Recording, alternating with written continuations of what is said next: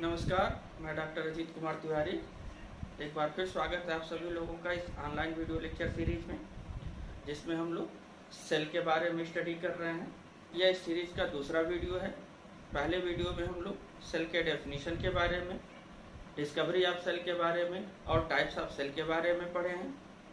आज का हमारा जो टॉपिक है अल्ट्रा स्ट्रक्चर ऑफ सेल। हम जानते हैं कि पृथ्वी पर पाए जाने वाले सभी प्रकार के जीव, चाहे वह सूक्ष्मदर्शी से दिखाई देने वाला अमीबा हो या हाथी जैसे विशालकाय जंत या पीपल, नीम, आम, बरगद जैसे बहुत बड़े बड़े वर्षों तक खड़े रहने वाले पेड़ या एक कोश की शैवाल, सभी प्रकार के जो जीव होते हैं वे छोटे छोटे कोशिकाओं से मिलकर के बने होते हैं।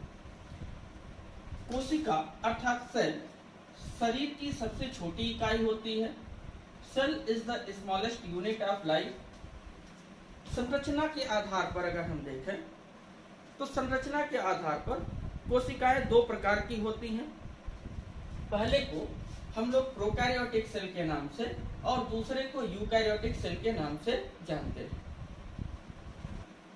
यहाँ पर सबसे पहले हम लोग प्रोकैरियोटिक सेल के स्ट्रक्चर को देखते हैं।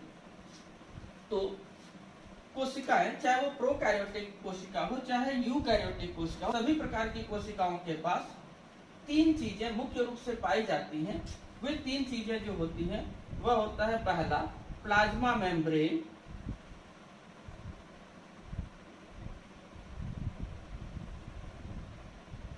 दूसरा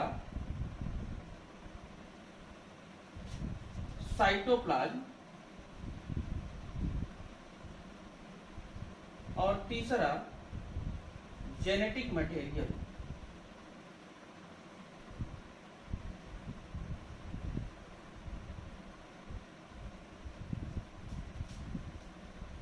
ये तीन चीजें सभी प्रकार की कोशिकाओं में पाई जाती हैं, प्लाज्मा मेम्ब्रेन, साइटोप्लाज्म और जेनेटिक मटेरियल। यह जेनेटिक मटेरियल न्यूक्लियर मेम्ब्रेन के अंदर बंद होता है या उसी तरीके से डायरेक्ट साइटोप्लाज्म के कांटेक्ट में होता है।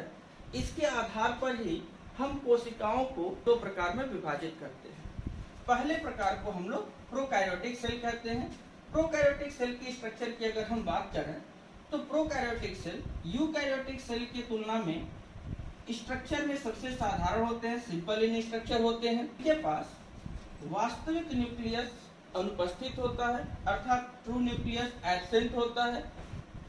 वास्तविक न्यूक्लियस का मतलब जो जेनेटिक मटेरियल डीएनए होता है वह डीएनए न्यूक्लियर मेम्ब्रेन के द्वारा बाउंडेड नहीं होता है, बल्कि जो डीएनए होता है वह या तो सर्कुलर या लिनियर फॉर्म में होता है और डायरेक्ट साइटोप्लाज्म के कांटेक्ट में होता है। ऐसे स्ट्रक्चर को हम लोग इनडिस्टिंक्ट न्यूक्लियस या न्यूक्लियोइड के नाम से जानते हैं। साइटोप्लाज्म में कुछ स्पेशल स्ट्रक्चर जो मेटाबॉलिक एक्टिविटीज को परफॉर्म करते हैं, जैसे endoplasmic reticulum, mitochondria, Golgi bodies इत्यादि, या डबल मेम्ब्रेन बाउंड स्पेशलाइज्ड जो सेल ऑर्गेनेल्स होते हैं, प्रोकैरियोटिक कोशिका में एब्सेंट होते हैं। प्रोकैरियोटिक कोशिका की बात करें तो वेल नोन एग्जांपल्स के रूप में बैक्टीरिया और आर्किया होते हैं। आर्किया वे ऑर्गेनिजम्स होते हैं जो बैक्टीरिया लाइक ही होते हैं।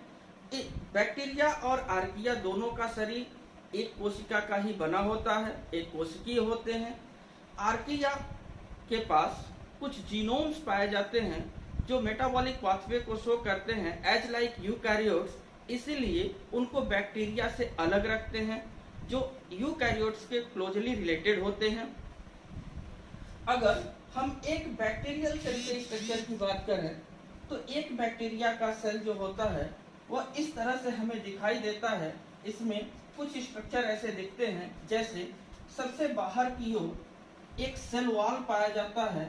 यह जो सेल वॉल होता है वह नॉन लिविंग होता है, जो बाहर से प्लाज्मा मेम्ब्रेन के ऊपर पाया जाता है, प्लाज्मा मेम्ब्रेन को चारों ओर से घेरे रहता है। इसके साथ साथ यह सेल के एक डेफिनेट शेप को मेंटेन करता है और सेल को ब्रस्टिंग से या लिसिस से आता रहता है।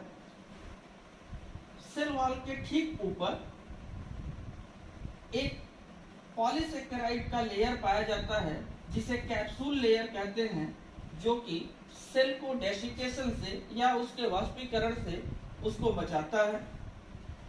बैक्टीरिया के पास इस तरीके का एक लॉन्ग सिलेंडर प्रोजेक्शंस निकला होता है जो इसके लोकोमोशन या मूवमेंट में हेल्प करता है और ट्यूबुलर प्रोटीन्स का बना होता है।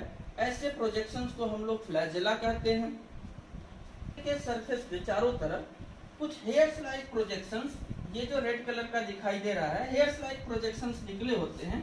इन हेयर्स लाइक प्रोजेक्शंस को हम लोग पीली बोलते हैं। पीली जो होते हैं वह दो तरह के होते हैं। पहले को हम लोग अटैच्ड पीली कहते हैं,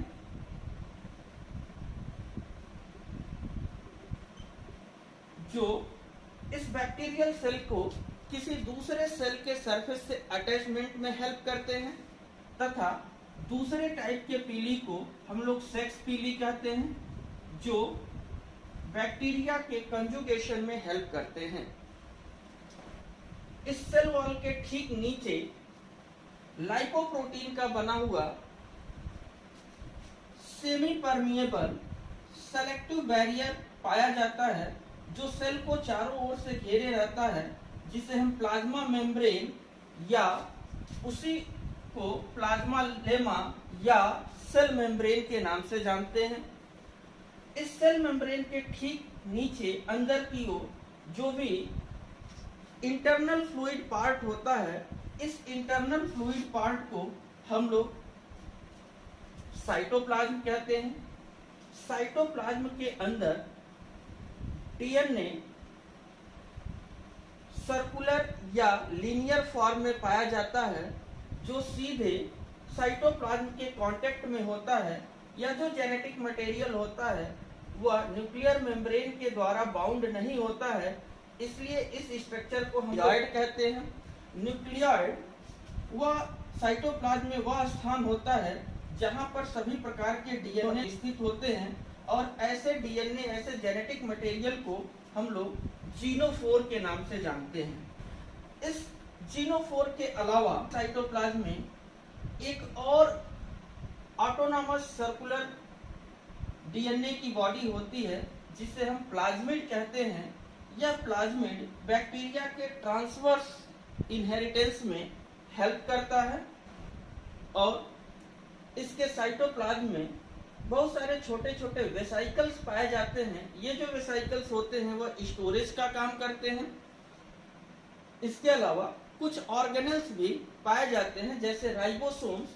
राइबोसोम्स जो होते हैं वह एक कॉम्प्लेक्स पार्ट होते हैं, आरएनए और प्रोटीन के कॉम्प्लेक्स होते हैं, जो कि पॉलीसेकेराइड के सिंथेसिस के लिए रिस्पॉन्सिबल होते हैं, पॉलीसेकेराइड के सिंथेसिस में हेल्प करते हैं। और बैक्टीरिया में जो राइबोसोम्स पाए जाते हैं वह 70S टाइप के राइबोसोम्स होते हैं। 70S टाइप का राइबोसोम्स पाया जाता है। अगर हम यूकैरियोटिक कोशिका के स्ट्रक्चर की बात करें तो बैक्टीरिया और आर्किया को छोड़ करके बाकी सभी प्रकार के जीवों का शरीर यूकैरियोटिक कोशिकाओं का ही बना होता है। यूकैरियोटिक कोशिकाएं प्रोटिस्टा, फंजाई, प्लांट्स और एनिमल्स के सभी मेंबर्स में पाई जाती हैं। जैसा नाम से स्पष्ट है, यू मीन्स गुड और कैरी ऑन का मतलब न्यूक्लियस, जिसके पास वेल डेवलप्ड या पूर्ण विकसित न्यूक्लियस पाया जाता है। ऐसे कोशिकाओं को हम यूकैरियोटिक कोशिका के नाम से जानते हैं। पूर्ण विकसित का मतलब जो जेनेटिक मटेरियल डीएनए होता है वह एक डबल मेम्ब्रेन बाउंड स्ट्रक्चर के अंदर होता है और हिस्टोन प्रोटीन से जुड़ करके क्रोमैटिन फाइबर्स के रूप में होता है। अर्थात इस तरह से देखें तो यूकैरियोटिक कोशिकाएं स्ट्रक्चर में प्रोकैरियोटिक कोशिकाओं की अपेक्षाकृत कॉम्प्लेक्स होती हैं, कॉम्प्लेक्स इन स्ट्रक्चर। यूकैरियोटिक कोशिकाओं के पास जो जेनेटिक मटेरियल होता है वह जेनेटिक मटेरियल डबल मेम्ब्रेन के अंदर बंद होता है, अर्थात न्यूक्लियस जो होता है वह वास्तविक होता है, ट्रू न्यूक्लियस प्रेजेंट होता है। डीएनए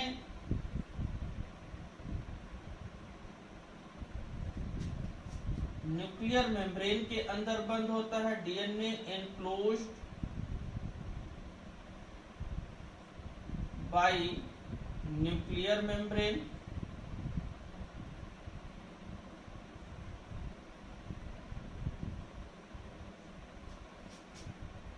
और साथ साथ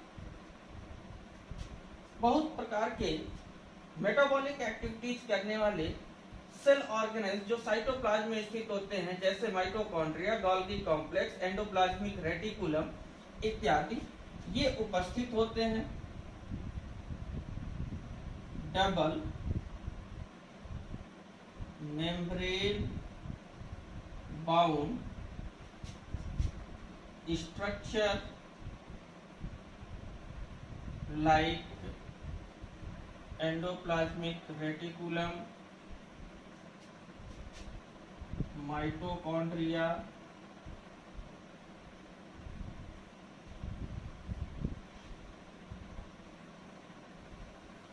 Golgi complex,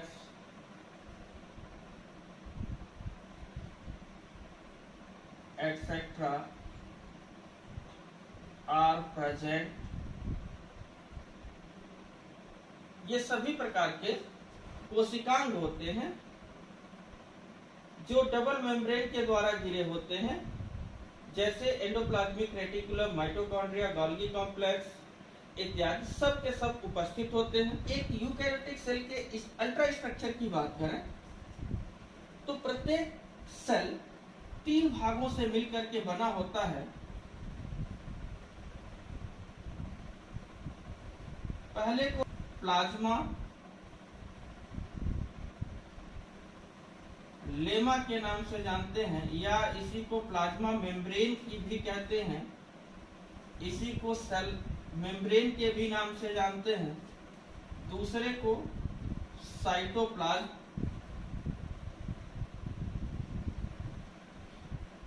और तीसरा न्यूक्लियस होता है। इन 3 मुख्य भागों से मिलकर के प्रत्येक यूकैरियोटिक कोशिका बनी होती है। प्लाज्मा मेम्ब्रेन लाइपोप्रोटीन का बना हुआ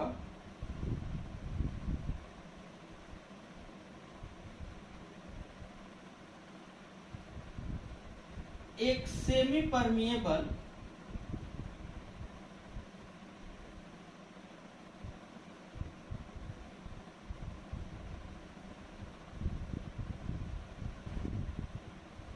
प्रोटेक्टिव मेम्ब्रेन होता है,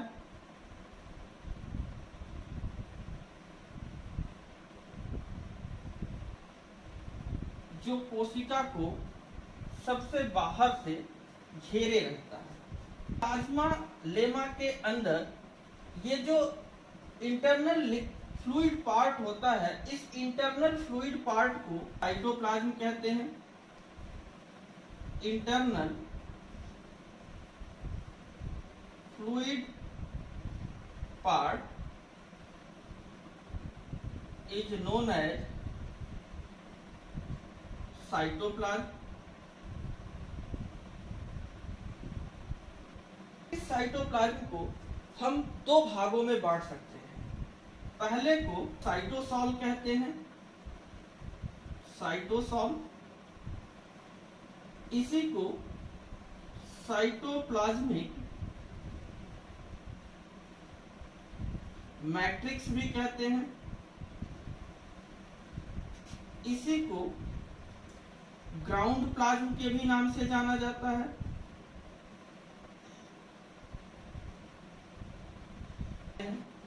इसके अलावा इस साइटोप्लाज्म में कुछ छोटे छोटे स्पेसिफिक फंक्शंस परफॉर्म करने वाले ऑर्गेनेल्स पाए जाते हैं, जिन्हें हम सेल ऑर्गेनेल्स के नाम से जानते हैं।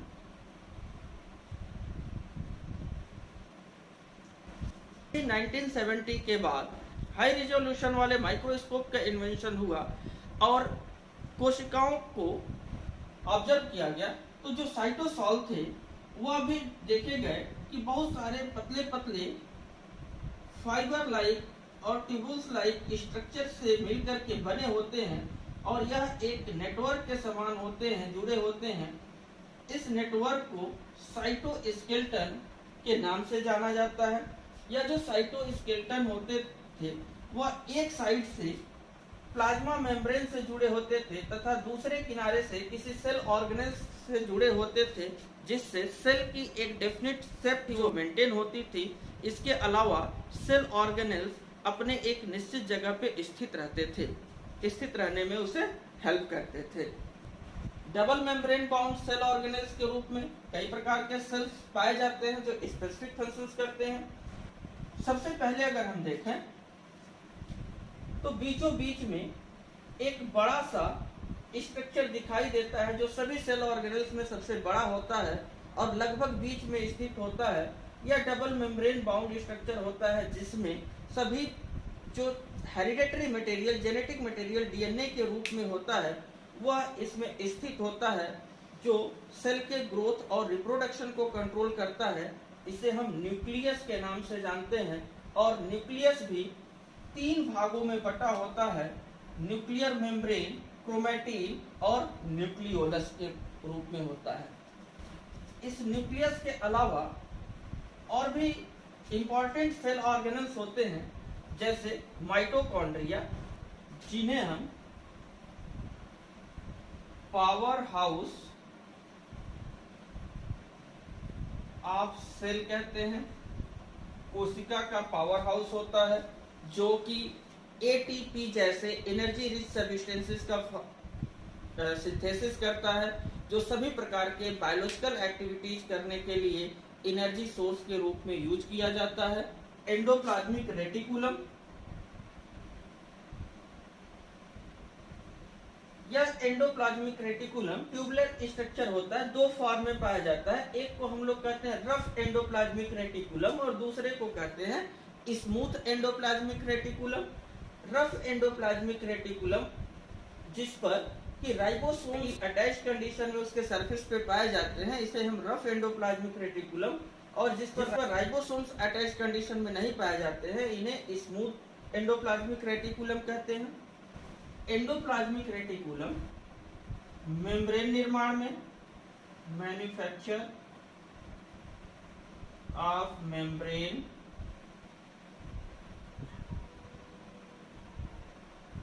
सेक्रेटरी प्रोटीन्स के निर्माण में,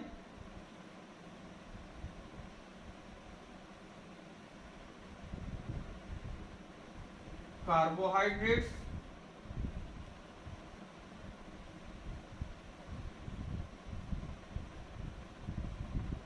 लिपिड्स के निर्माण में हेल्प करते हैं। गोल्गी कॉम्प्लेक्स,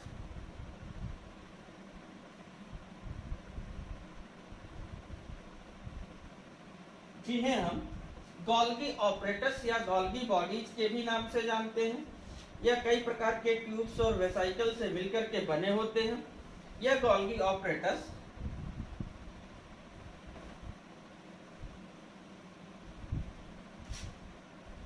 मैन्युफैक्चरिंग में हेल्प करते हैं, वेयर हाउसिंग के रूप में काम करते हैं,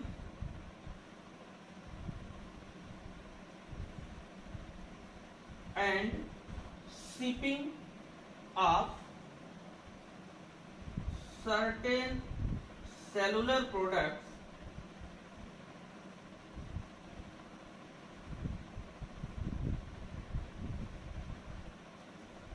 पर्टिकुलरली वे प्रोडक्ट्स जो एंडोप्लाज्मिक रेटिकुलम के द्वारा बनाए जाते हैं, जैसे प्रोटीन्स पॉलीपेप्टाइड चेन्स के रूप में बनते हैं और बनने के बाद गोल्गी ऑपरेटस के पास पहुंचते हैं और गोल्गी ऑपरेटस उस प्रोटीन को फोल्डिंग करते हैं तथा उस प्रोटीन से कार्बोहाइड्रेट या लिपिड को जोड़ने का काम करते हैं।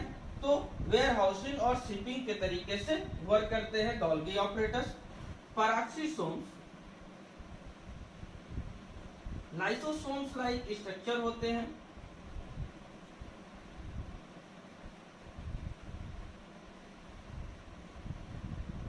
जो कि डिटॉक्सिफिकेशन में हेल्प करते हैं।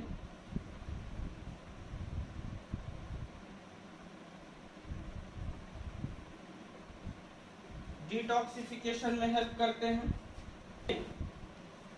वैक्यूल्स, यूकैरियोटिक कोशिकाओं में स्पेशली प्लांट सेल के अंदर एक लार्ज सेंट्रल वैक्यूल पाया जाता है जो कि स्टोरेज का काम करता है। Work as storage part and helps in detoxification, storage part के रूप में वर्क करता है, बहुत सारे न्यूट्रिएंट्स मटेरियल को स्टोर करके रखता है और डिटॉक्सिफिकेशन में हेल्प करता है। स्पेशली प्लांट सेल्स का कैरेक्टरिस्टिक फीचर होता है। एनिमल सेल्स में बहुत छोटे छोटे या नहीं पाए जाते हैं। सेंट्रियोल्स,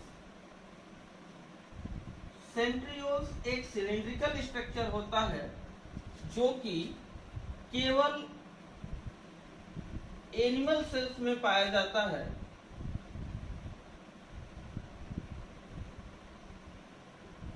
यह प्लांट सेल्स में एब्सेंट होते हैं और सेल डिवीजन के दौरान यह माइक्रोट्यूब्यूल्स या स्पिंडल फाइबर का फॉर्मेशन करते हैं।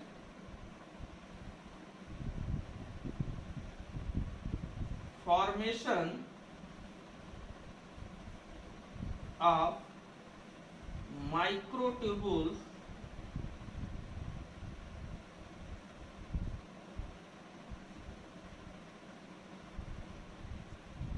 during cell division,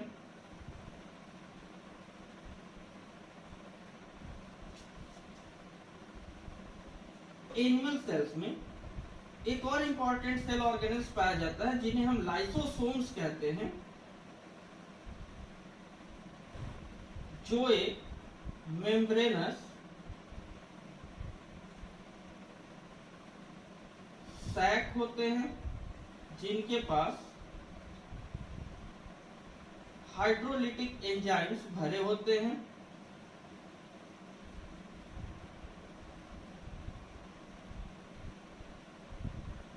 जिसके कारण हम इन्हें सुसाइड बैग के भी नाम से जानते हैं। प्लांट के केस में अगर हम देखें तो सेल वॉल उपस्थित होता है जो कि सेल्यूलोज का बना हुआ होता है। सेल्यूलोज का बना हुआ सेल वॉल होता है। प्लाज्मा मेम्ब्रेन के बाहर एक नॉन लिविंग स्ट्रक्चर होता है जो प्लाज्मा मेम्ब्रेन को चारों ओर से घेरा होता है और इस सेल को रिजिडिटी प्रोवाइड करता है और स्पेशल सेल प्रोवाइड करता है। और इम्पोर्टेंट सेल ऑर्गेनल्स के रूप में प्लास्टिड्स, जो कि प्लांट सेल्स में पाए जाते हैं, एनिमल सेल्स में एब्सेंट होते हैं। प्लांट सेल्स में ये जो प्लास्टिड्स होते हैं वे कई प्रकार के होते हैं, जैसे क्लोरोप्लास्ट,